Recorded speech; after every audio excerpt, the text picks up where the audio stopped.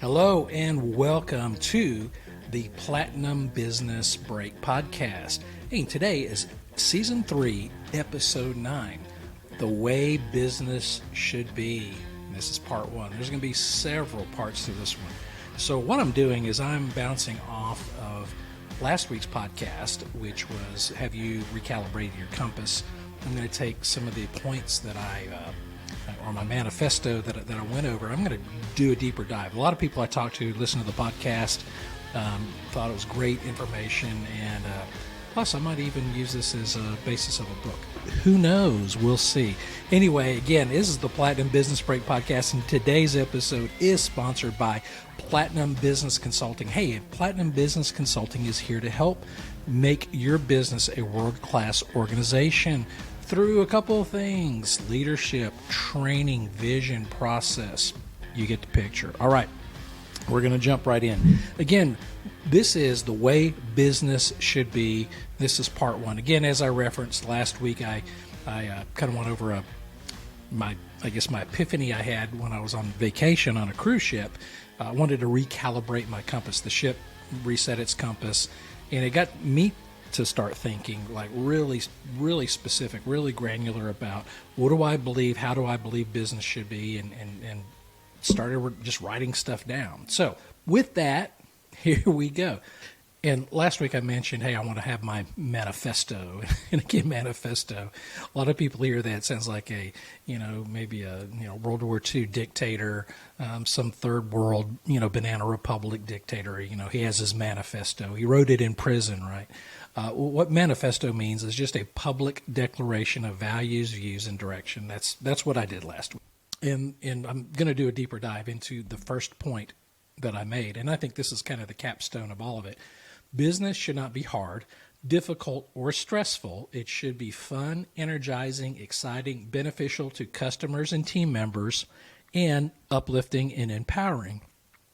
Now, I know some people are going to say, well, that's very utopian. That's very, pie in the sky. But I disagree. Business, I'm not saying business shouldn't be challenging, okay? That's different. I'm saying it just shouldn't be hard or difficult. Challenging, it can be fun, and you overcome some obstacles, and you know what? You get on the other side, and it's like, wow, we want. Winning is fun. So that's what I'm saying. It's not business shouldn't be challenging. It just shouldn't be hard and stressful all the time, like months on end, days on end, years on end. Many of us are stuck in jobs where we're absolutely miserable. And again, I mentioned the Sunday afternoon flu is when about 3 o'clock, 4 o'clock on Sunday afternoon, you start getting this pit in your stomach and man, you're sick because it's like, oh, I got to go to work tomorrow. You dread looking at the emails, you got meetings, just all that. I don't think work should be like that. I don't think business should be like that. If you have a company, organization where your people, that's the way they feel, you got to look in the mirror, because again, it all starts with leadership. It starts with vision. It starts with core values. And again, those of you know me, you've heard this before. This is the basis of everything. So again, I want to review my favorite. This is a Gallup 2022 workplace survey. This was done in, I think, October of 2022, the fall. And I believe these numbers are still probably accurate. In fact, they might be worse. 35% of U.S. employees are engaged. Okay, what that means? What does that mean? That means they are doing their job. They're volunteering for committees. They're actively looking for ways to improve things or whatever that might be.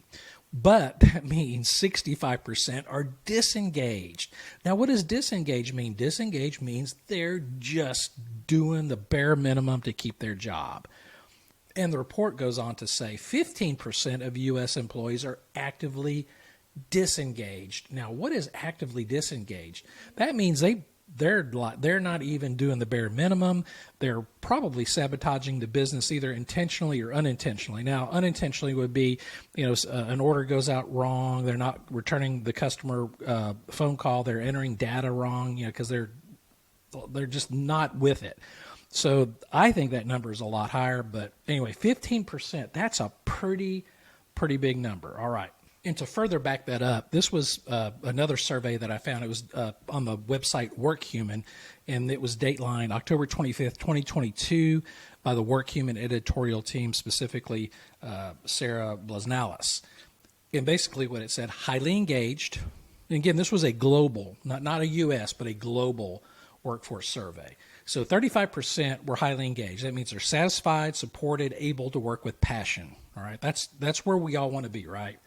Unsupported, 22%. Employee is engaged but lacks the support, which might drive satisfaction down. Now, I think a lot of companies are in that particular category, and that's why pretty soon they start falling to the disengaged level. It's because they don't feel like they have any support from their upper management or their company. The next they call detached, 17%. Employees might not have enough satisfaction and support, but without apparent engagement. Okay, so they're starting to, they got that blank look in meetings. They're starting to slip to the disengaged, which they say it's 26%. Employees aren't satisfied, supported, or engaged, which translates to low productivity. So again, if you add up the unsupported, detached, and disengaged, that's over 50%. And that almost mirrors or gets close to the Gallup survey. So I think that's very valid. Those of us who've been working for a while, we see these numbers and go, yeah, that's right. In the next article I want to go over, I covered this a few podcasts ago when I was talking about coaching and counseling. And I'm just going to reference the article and kind of make my point. So the name of this article is called "The Companies That Give Everyone the Day Off When Life Gets Stressful" by Tara Weiss in the Wall Street Journal. So she goes on to say, quote, "Mental health is the workplace crisis of our time," said Lune Luke, NerdWallet's chief people officer. "We don't feel that taking care of mental health is something that should just be lumped into PTO or sick days." Wow, that's pretty strong. The article goes on. I continue. "Employees are looking for jobs that support their mental health needs at record levels," said Jennifer Moss, a consultant who works with Fortune 500 companies and others to help them define their workplace culture and author on a book about burnout. All right, we've all been there. We understand burnout. "Employers say the decision to offer these programs comes at a cost, such as hiring outside consultants or building new facilities. There's also possible resentment that may build among those who don't take those days off because it could add to their workload." So really what that's saying is people who aren't taking the days off, they're going, well, so-and-so is taking a mental health day, so I got to pick up their slack. That's also a problem too. That's just a poor attitude to have in the workplace. So again, mental health, especially since COVID, dealing with COVID now, we've got the mental health and all the stress of returning to the workplace. That's causing a whole nother chain of problems that we did not foresee coming. Workers, team members, employees are revolting. They don't want to come back to the office. Most companies that I work with, that I've been in, the employees, again, you've seen my podcast, you've seen my vidcast, you've heard this. This is the dizzy bat game. Here's a picture of a girl. She's got her forehead on the top end of a bat, and she's spinning around. And part of the idea of the game is you spin around, and you're supposed to run straight like to first base. And then what ends up happening is you end up running to the home plate, or you're running back into the dugout. In other words, there's no way you can run straight. Your job is to run straight. But because of all the stuff all the stuff you're being bombarded with is emails and meetings and phone calls and just on and on and on, and you don't have enough time to do your job. Upper management doesn't see that, hey, I don't have the bandwidth to do this, so you're all discombobulated. So it's no wonder that our employees are disengaged, that they're not happy. Upper management's not getting the message. They don't understand it. Owners are not getting the message. Management's not getting the message. Hey, look, if you're a business owner, if you're C-suite, if you're director level, manager level, you guys got to start paying attention, because you're losing people. You're losing not only their hearts, you lose their hearts, you lose their minds. So again, I believe that business doesn't have to be like this. Okay, business can be better. And again, as I continue this series, I'm going to go through several points that cause that I think that misalignment, that discombobulation, and what you can do about it. Again, I think also we have limited bandwidth, with COVID, with downsizing, with streamlining, and now possible recession. We're all seeing that we're all doing more work. The companies let people go. They don't backfill. So we all have to pick up the slack, or we're doing other people's jobs who aren't doing their job in the first place. That's another topic. So what does that tell us? Our teams are disengaged. Our teams have no clear vision or purpose. Everyone is busy, so no one can or wants to take ownership. Priorities change on a constant basis. It's crisis management, or it's what I call the church of what's happening now. So what happens is everything's all gets tense, and upper management goes, "Oh, well, we're going to solve this," and they have meetings and all that, and they put the Band-Aid on it, or everyone reads a book, or we put a new slogan on the wall. That is not a fix. It all starts with vision. It all starts with leadership. It all starts with core values. That is what should guide you through all of this. If you don't have that, whatever you're doing is destined to fail, all right? You show me an organization where there's disengagement, where there's chaos, where customers are not happy, and I will show you an organization where there's no leadership, there's no core values, there's no vision. Take it to the bank, just saying, all right? So again, as I was just saying, leadership and vision. That leadership and vision is where it all begins. Then you have culture, then you have people, then you have process, on and on. So let's talk about some leadership stats. So 79% of employees will quit due to lack of appreciation. They don't feel appreciated. And I'm talking genuine appreciation, not just, just the occasional, hey, thanks for what you're doing, or anything. I mean, if you're thanking everyone for what they're doing every week, it's just not very believable.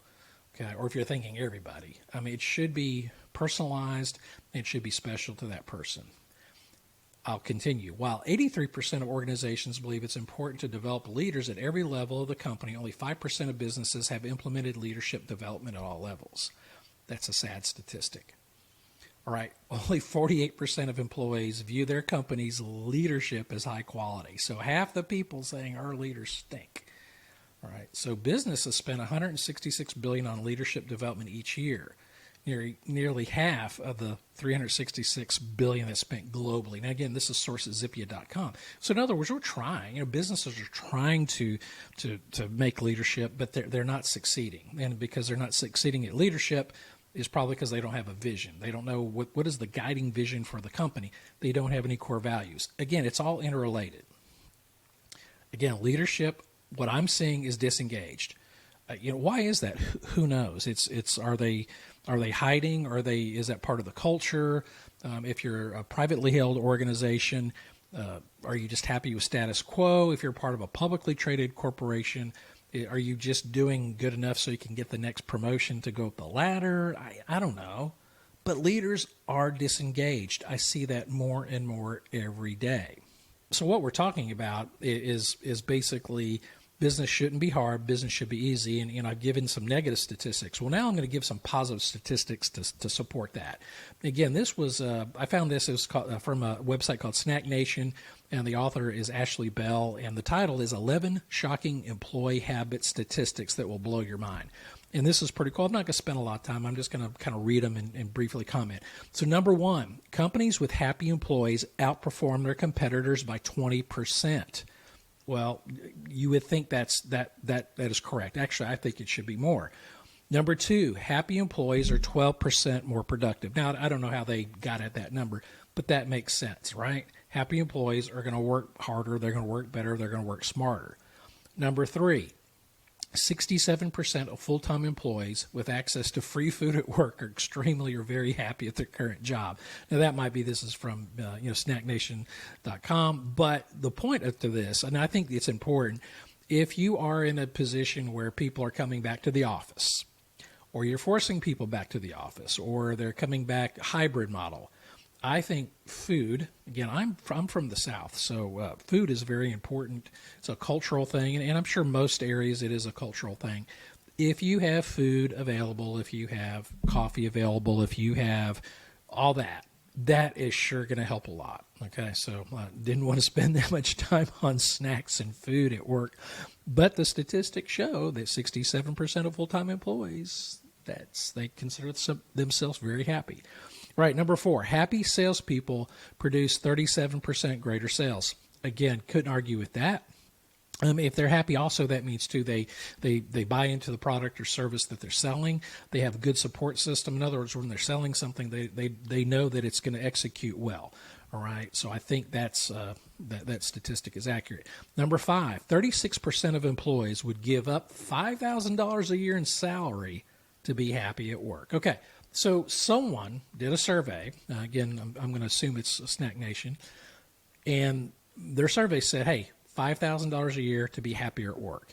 Now, does that mean they'll give up $5,000 to work from home?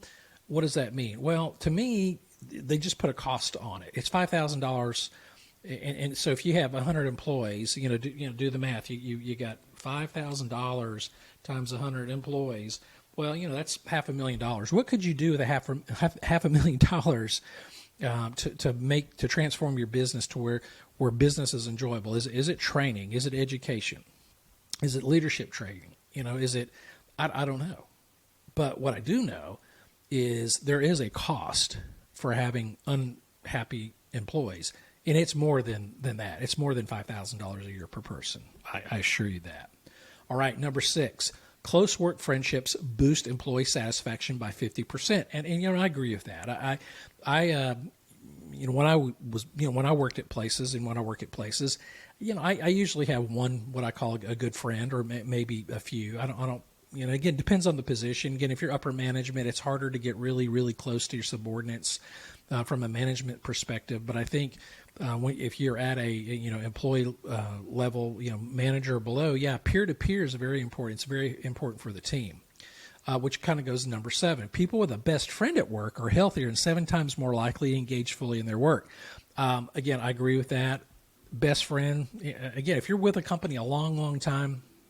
Absolutely, and if you're like me, I somewhere 4 or 5 years, then I look for another opportunity, and so I don't really get time to have a best friend. But I do have people that I've worked with that I still talk with today. I guess I've got people from high school I still talk to, but from work, I've got 4 or 5 people that I still keep in touch with. I wouldn't say they're best friends, but they're very close. I mean, we major milestones in life, we talk with each other.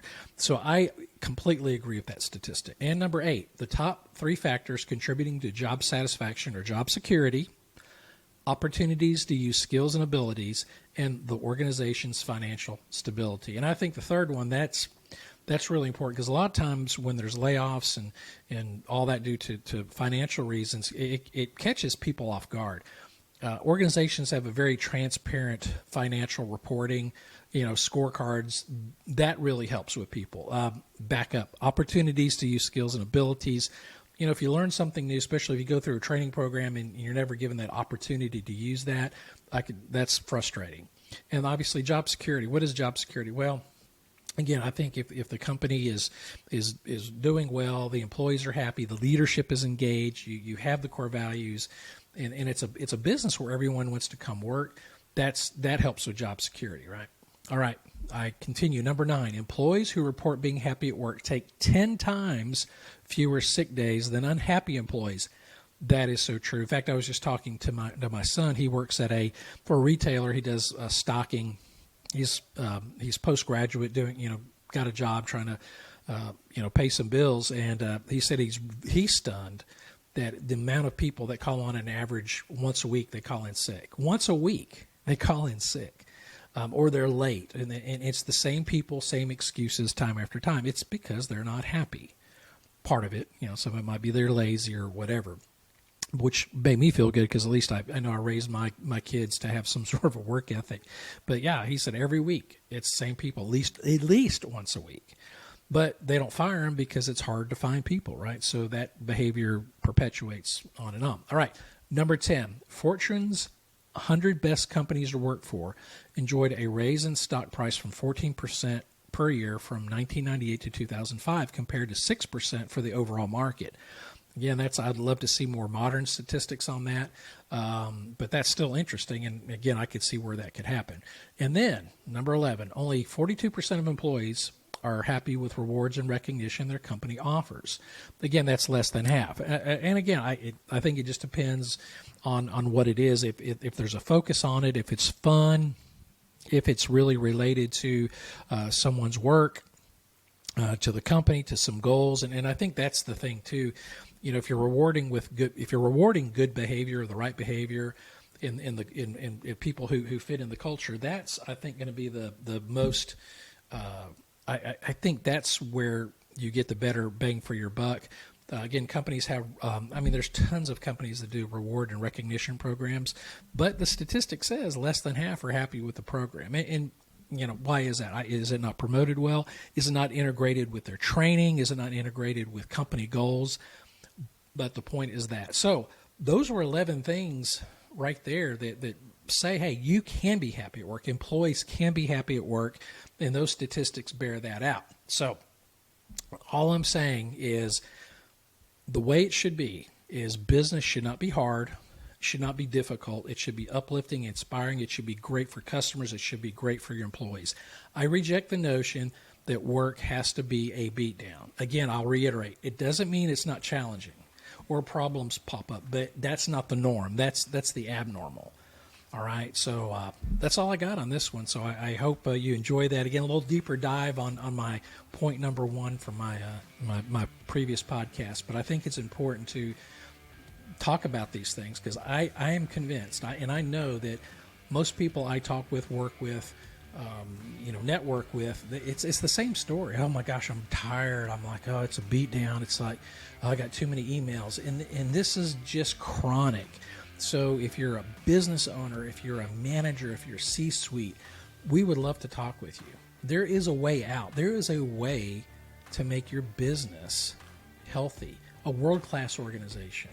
Those of you who know me, I wear this one out, but it's true. The success formula in business is make it easy for customers to do business with you, and you want to execute the basics flawlessly. That's really the end goal, because all this other stuff I talk about, that's the result.